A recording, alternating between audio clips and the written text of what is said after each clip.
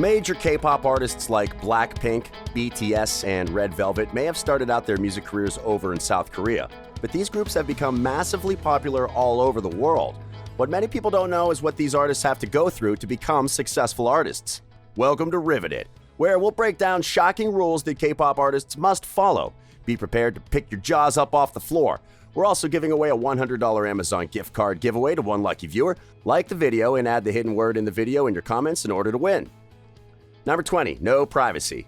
Management can check their phone at any time they want, so it's important to be diligent about what you keep on your phone. If ladies have any text messages from men, even if it's a relative, they will be questioned on why they are talking to them. When something is found on a K-pop performer's phone that breaks the rules, the company will punish them by either making them train 7 days a week as opposed to the usual 6, put a security camera in front of their room, or take away the phone. Number 19, sign a slave contract. The Korean entertainment industry is notorious for its slave contracts. Former Super Junior Han Gang had sued the company in 2009 for allegedly forcing him to do things against his wishes and denying him sick leaves when he was suffering from gastritis and kidney problems. The Korean Free Trade Commission introduced standardized contracts, which allows contracts between an agency and artist to last as long as only 7 years. However, some idols continue to endure unfair treatment by their management agencies and are forced to pay outrageous penalties should they decide to terminate their contracts and leave the company. Number 18, hide the tattoos. While K-pop stars are technically allowed to have tattoos, Korean television has yet to catch up with the trends, and there are laws banning the showing of tattoos on screen. This is why you so often see K-pop artists such as Block B's Taeil in oversized sweaters and covering their tattoos with tape. Doctors are the only people who are legally allowed to do tattoos, which makes getting one from an artist technically illegal in Korea. Number 17, no dating. Females are protected more heavily than male idols to protect their pure image, as well as to possibly prevent girl entertainers from falling in love and giving up their career for romance. Groups are typically either made up completely of girls or made up completely of guys. Although there's nothing to say that a mixed-up group of guys and girls couldn't get popular someday, it's definitely not the norm in the world of K-pop right now. There have been K-pop idols in the past who have actually been forced to apologize because they were caught secretly dating another K-pop idol. However, there's something called a 3-year rule. If you debut as part of a group and you don't cause trouble for your agency, the company will be lax about allowing you to date. Number 16, no same-sex relationship. Record labels are happy to let fans fantasize about idols being gay, but they don't want gay idols to be open about their sexuality. For the major labels, public same-sex relationships appear to be out of the question. Against that backdrop, Holland was a major break with tradition. When he debuted in 2018, he attracted a lot of positive attention overseas. But back home in South Korea, the reaction was muted. While filming the music video for his first single, Neverland, the director told him that there would be a 19+ rating in South Korea if the clip showed any same-sex affection. K-pop singer Sunmi also made headlines when she told concertgoers that she was an LGBT queen, although she later clarified that she only meant she supported the community, not that she identified as LGBT herself. Number 15, no social media. Social media has become a huge part of people's lives, but if you're an aspiring K-pop artist, that is something you have to sacrifice. They're not allowed to have social media at all. But of course, entertainers have private accounts that their companies don't know about. Some agencies allow their artists to have social media accounts, but the picture and caption are often micromanaged by managers who want to make sure they don't look ugly or don't send the wrong message. Number 14, no talking to the opposite sex. Although you can greet each other politely, K-pop singers are not allowed to have friendly downtime with the opposite sex. Companies will often go out of their way to adjust schedules so groups with opposing genders won't be in the same place at the same time. Don't talk about your problems. Number 13. K-pop singers are expected to maintain a squeaky clean image at all times. Considering that they are always under pressure to maintain a perfect image, many of them suffer from mental health issues. However, talking about their mental struggles is considered bad for business, and they're not allowed to talk about such issues in public. Some of the singers have openly talked about their mental struggles, and they were applauded by the world, but back in their country, they faced cyberbullying and criticism. It's no wonder that several K-pop artists have resulted in suicide in an attempt to get rid of all the pressure. Rigorous training. Number 12. Young people that are looking to become K-pop idols are called trainees, and they have to go through rigorous training to become idols. Here, we're not just talking about a 3 to 6 month training period. Depending on the company and contract signed, it could last anywhere from 5 to 10 years. Trainees spend hours every single day in rigorous training camps where they're taught to dance, sing, and they go through auditions to hopefully be accepted as part of a group. During their training, trainees are forced to stay split up by their gender. Big reason for this is the fact that the trainees are young, and the people running these schools believe that boys and girls of this age might get just a little distracted if they're together too much.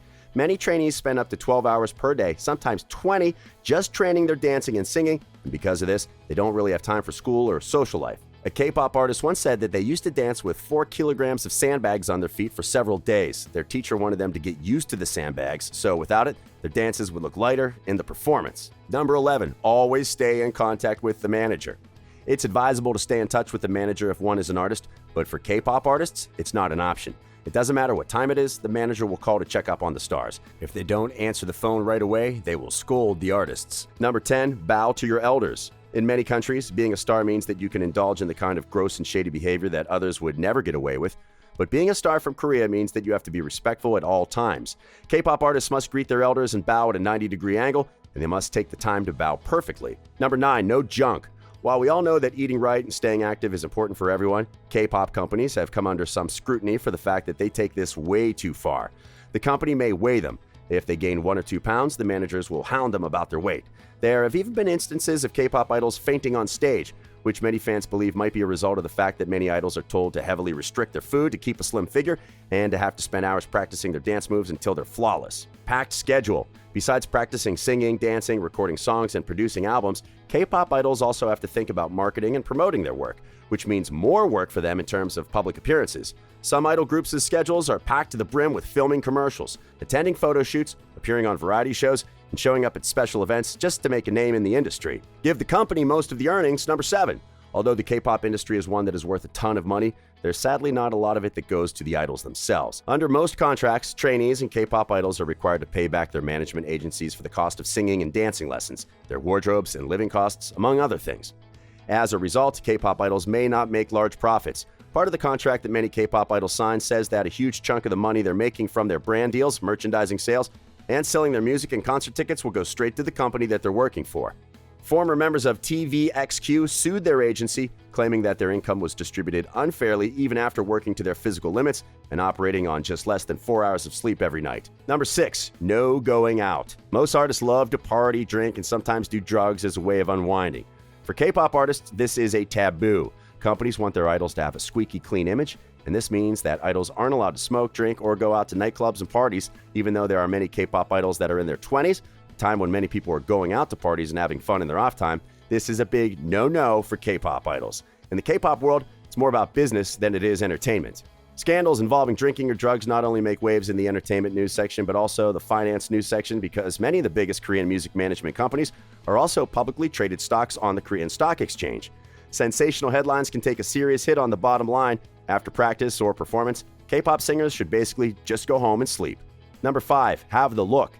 K-pop stars are supposed to adhere to the Korean conventional standards: pale skin, thin frame, double eyelids, small face, long legs, etc. Idols are supposed to dress nicely, look youthful, and be put together at all times, and could even be pressured into getting cosmetic surgery in order to achieve the look that the company is trying to achieve. In an attempt to meet the body-related requirements, some singers rely on dangerous methods like using the paper cup diet.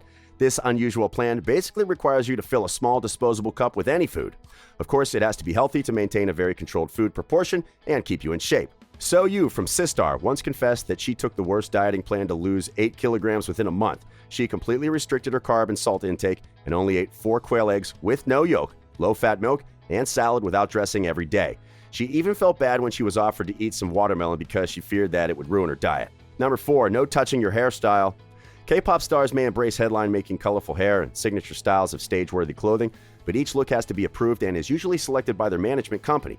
K-pop stars are not allowed to dye, cut, or do anything else with their hair without permission. If a K-pop star did take their personal style into their own hands, it would apparently mess up the carefully coordinated aesthetic of the typical K-pop group.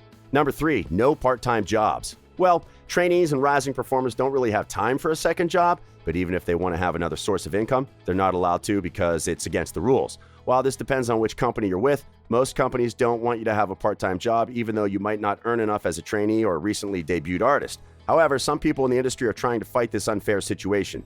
Living in a dorm. Number 2, many K-pop idols sign a contract that has a clause in it about where they're going to live, and often it means they'll be living in an apartment or dorm with their entire group. This makes it hard for them to socialize outside the dorms.